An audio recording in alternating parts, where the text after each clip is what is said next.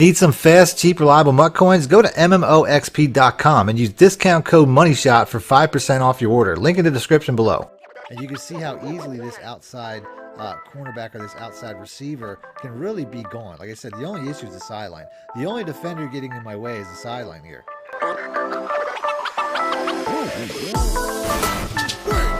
Welcome back, YouTubers and Madden fans. This is Madden Shot, sniffing out the Madden cheese as always. Got some plays for you today. I'm in practice mode. I haven't done a practice mode video with a new scheme in a while. I've been putting out a lot of full breakdowns the last couple of weekends, but I'm going to put out a brand new scheme that was actually given to me by a subscriber. Shout out in the comment section though, George. I know he'll comment because he comments in just about all my videos.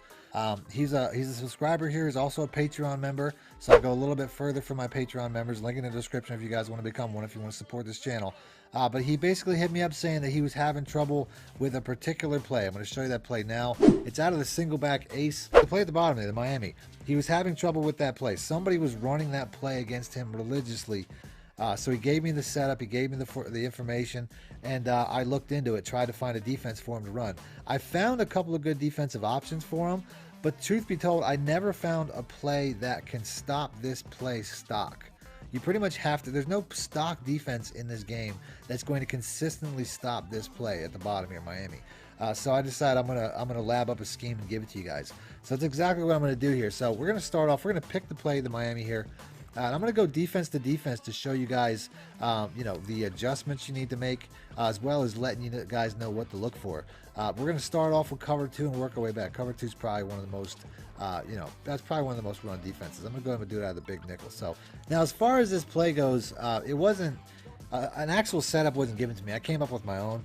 And all I'm really going to do is I'm going to put the Y route and the A route on streaks. That's pretty much it. When I show you against cover 3s, I'm going to be making some motions with those streaks, but ultimately this is the setup. You don't really have to make too many changes. You can run it stock and it'll have a pretty good effect. And it's the outside routes that you're really focusing on. The streaks are just to pull coverage right now.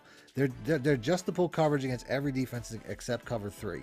That's the only time I'll throw to those receivers. But the reads are all about the outside receivers, the X route and the B route. You're going to break it down to the point. I mean, those routes, both of those routes beat just about every defense. The only thing that the B route has a little bit more trouble with than the X route is cover 2. So I'm running against cover 2 right now. I'll show you what I'm talking about. The B route here, number one, it gets jammed. It takes a little bit more time than I want to get open, but you can see even that will have success. I really find that it really matters more like which receiver's on the open side of the field than it actually matters as far as which receiver to throw to, because they both pretty much get open a lot. So like right here, I'm more towards the center of the field. The X route, if I time it properly in the break, you're going to hit that X route too. So they pretty much both get open against cover 2.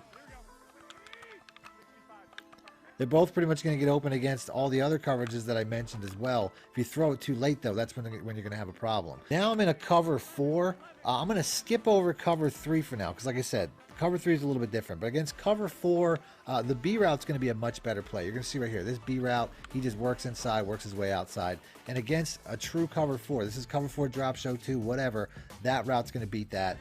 The other route, though, against cover 4 is not going to be as good. You're going to see how right here, like I said, that guy sits right underneath it, but you can still get it. You can see right there, if you time the throw, it's still a play. So now I'm in a man cover 2. Now, as far as the man coverages go, it really doesn't matter. The X route's going to beat every man coverage. That doesn't matter if it's man like this. Man 2, a lot of times the corners are pressing. That's the only thing you really have to watch out for, but it really doesn't matter. Once again, you make the throw on time, you make it when it's in its break. It's going to beat cover 2 man, it's going to beat cover 1 man, it's going to beat cover 0 man. It doesn't matter. The only thing that matters is on the other side. Like I said, these streaking tight ends, once again, they're meant to pull back those deep safeties. But the B route will get jammed. So, like I said, right here, you're going to see he gets jammed, he gets pressed. He's not quite going to get that separation. I get sacked anyway. But you could see he's not getting away from that cornerback. If you want to change that to the point where that receiver will have success again, all you have to do is make a little motion, and now the cornerback leaves his spot, and you're going to get that same type of separation that you were getting before. So, man 1, man 2, man 0, these two routes on the outside, just like all the zones, those two routes on the outside will beat just about every defense. You just have to make sure that you motion this guy a little bit so he doesn't get jammed, because you can see how that cornerback just basically takes off, and that's going to give you a much bigger play. If you want to get into some of the more unique defenses, like the cover 4 quarters, cover 4 palms, we can go ahead and do that. The cover 6 trap, it's going to be very similar because half of the cover 6 is going to be a cover 4 palms. Just to show you guys what I'm talking about, once again, both receivers are going to get open here. It doesn't really matter. The X route, he doesn't even come close. You know what I mean? It's completely, you know, he completely whiffs. On the other side, same story. Like I said, as long as you're streaking these guys. If you don't streak them, it would be a different story. But right here, like I said, beats it completely. Could be a touchdown. If I was all the way to the one sideline, if I were to move this ball over, you can see how easily, you know, that guy just, it essentially acts like a man coverage. And you can see how easily this outside cornerback or this outside receiver can really be gone. Like I said, the only issue is the sideline. The only defender getting in my way is the sideline here. Let's go ahead and let's try to get a touchdown. I'll block the running back because, like I said, that doesn't really matter too much. The A-route looks like he's gone here because it's George Kittle.